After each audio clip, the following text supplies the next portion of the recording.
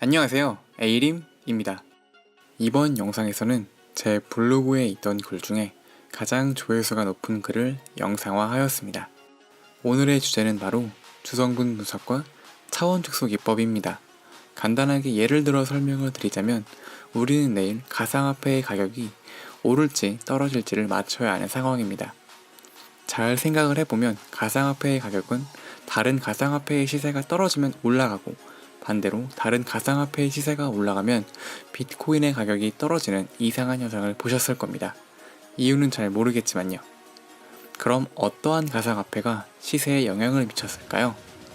2018년도 기준 가상화폐의 종류는 총 1600여 종이 존재한다고 합니다.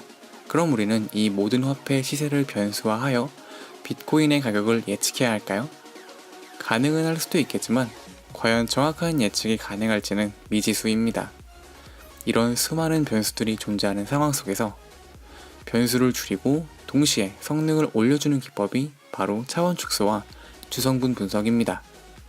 더욱더 자세한 설명을 원하시는 분들은 제 블로그도 좋지만 구글에 검색을 하시면 원하시는 해답을 찾으실 수 있으실 겁니다. 그럼 코드를 통해 오늘의 수업 시작하겠습니다. 우선 RStudio를 실행시키도록 하겠습니다. 다음으로 어떠한 작업을 하시기 전에 항상 get 함수와 set 함수로 경로 설정을 해주시는 것을 추천드립니다.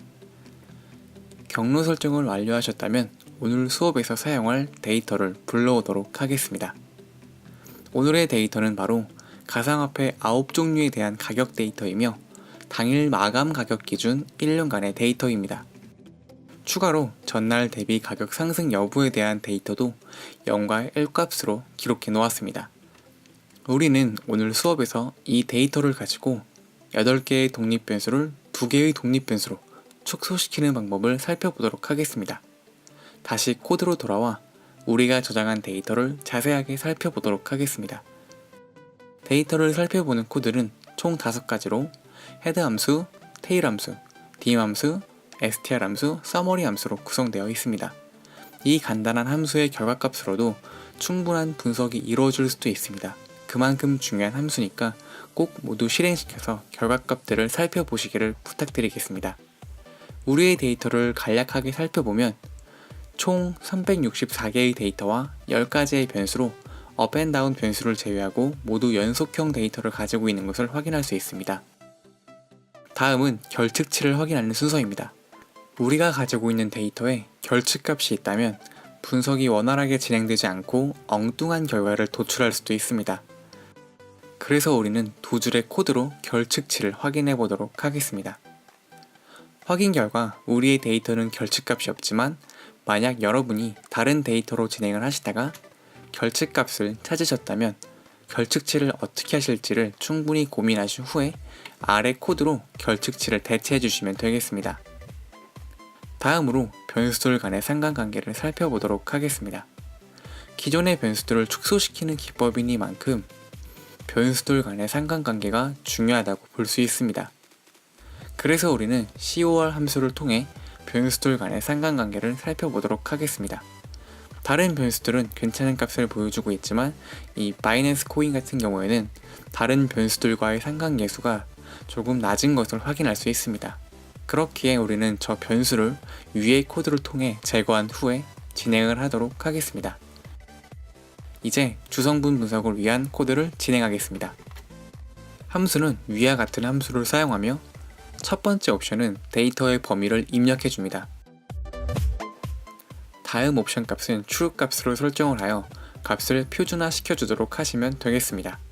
이제 결과 값을 살펴보도록 하겠습니다. 우리가 주요하게 살펴볼 곳은 이곳입니다. 여기 PC1부터 PC7까지가 우리가 생성한 새로운 변수들이며 변수를 구성하고 있는 값들입니다. 우리는 이 변수들을 모두 사용할 수도 있지만 우리의 목적은 차원을 축소시키는 것입니다. 이제 차원을 어떻게 하면 효과적으로 축소시키는지 살펴보겠습니다. 우선 summary 함수를 사용하시면 아래와 같은 결과값을 확인하실 수 있습니다. 총 3가지 결과값이며 첫 번째는 표준 편차, 다음은 분산의 비율, 그리고 누적 분산율입니다. 우리가 주의 깊게 살펴볼 값은 두 번째입니다. 보시면 PC2까지만 가지고 총 95% 이상의 분산이 설명이 된다라고 보시면 됩니다. 즉 PC1과 PC2까지만 가지고도 모델링을 충분히 할 수 있다는 것입니다. 좀 더 자세하게 살펴보기 위해 시각화로 살펴보도록 하겠습니다.